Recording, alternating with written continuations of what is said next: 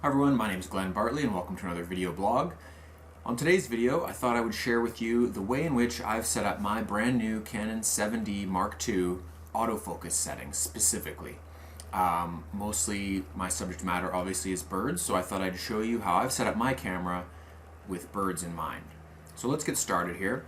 One of the first things that this camera brings to the table, as opposed to the previous version, much like the current 5D Mark III and 1DX, are specific autofocus cases, which the camera has 6 presets, but you can change those to suit your shooting subject matter and style to be more accurate.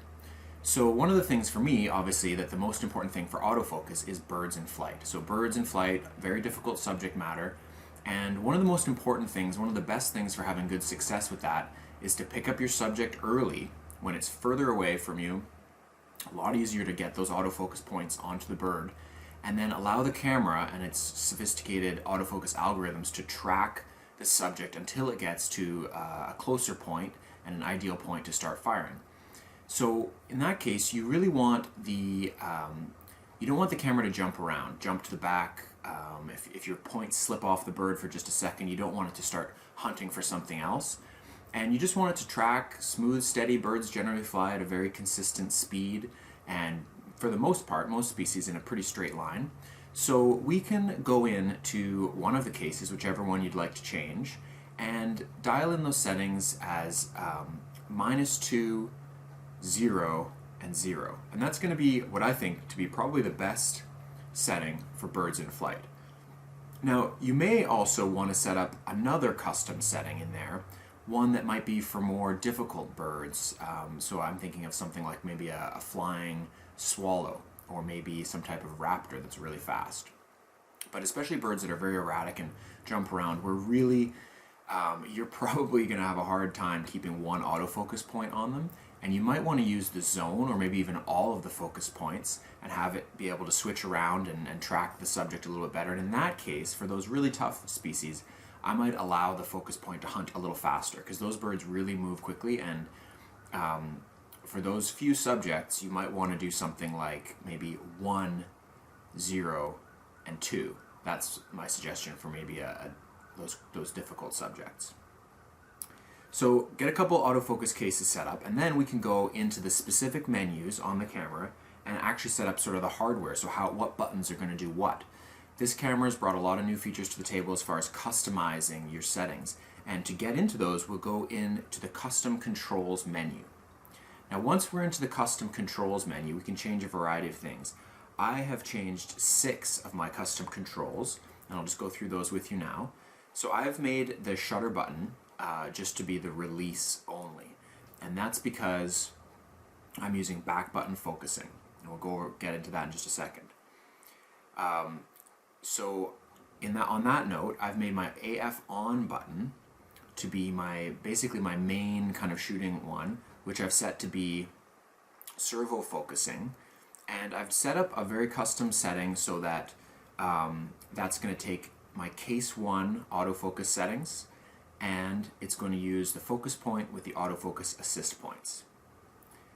The next button that I've changed is the AE lock button, and I've changed that one to be my one-shot autofocus. And in this case, I'm using the single point with the center point activated. So that's going to be for when I have static subjects, bird comes in, lands on a perch, put the focus point on him, focus right on his eye. That's going to be probably the most accurate, and then fire away. Another button that I've changed is the set button here on the back of the camera. So I've changed that one to be my zoom button. You can still use the regular zoom button, but coming from the 7D original version, I'm really not used to hitting the zoom over here. I'm used to hitting it on the right side of the camera, so I thought I would just change that. We'll see how it works out. One thing that I always change on my cameras, and whether you're using this camera or another camera, I highly recommend that you do this, is to enable the little joystick to be the autofocus point selector directly, so that you don't have to first hit this button and then that. That way, while you're shooting, anytime you're shooting, you can move your focus point around without having to take your eye from the viewfinder, which is really important. And the last thing that I've changed in here is that this new little lever here, that's actually a new feature on the 7D Mark II, this guy here, I've changed that to be my ISO selector. So again, I can be shooting with my eye in the viewfinder, and I can change that and then hit the top dial to change my ISO. So really quick, I don't have to hit up here and feel around for one of these buttons and hope I press the right one. In this case, ISO, I can just hit the lever, dial the dial, and I can change my ISO without taking my eye from the viewfinder, which is great.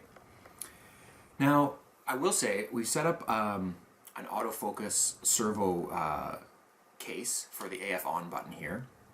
But to be totally honest with you, back button focusing has some advantages. It's not something that I've traditionally done, but I think I'm going to give it a try on this camera.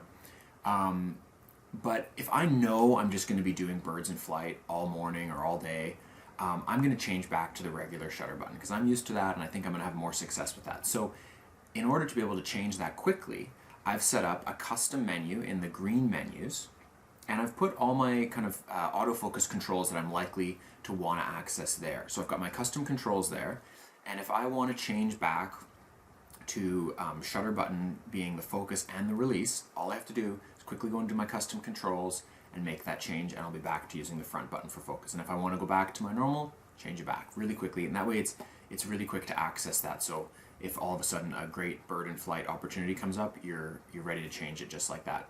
So those are my autofocus settings. I hope you found this video useful. Please do check out my review of the 7D Mark II. I've got a short-term review out now, and pretty soon I'll have a long-term review out. And also I have done a settings guide, so if you want to see how I've set up all the rest of my camera, you can set up your 7D Mark II just like mine, and you can find a link to that below. Thanks for watching. We'll see you again soon.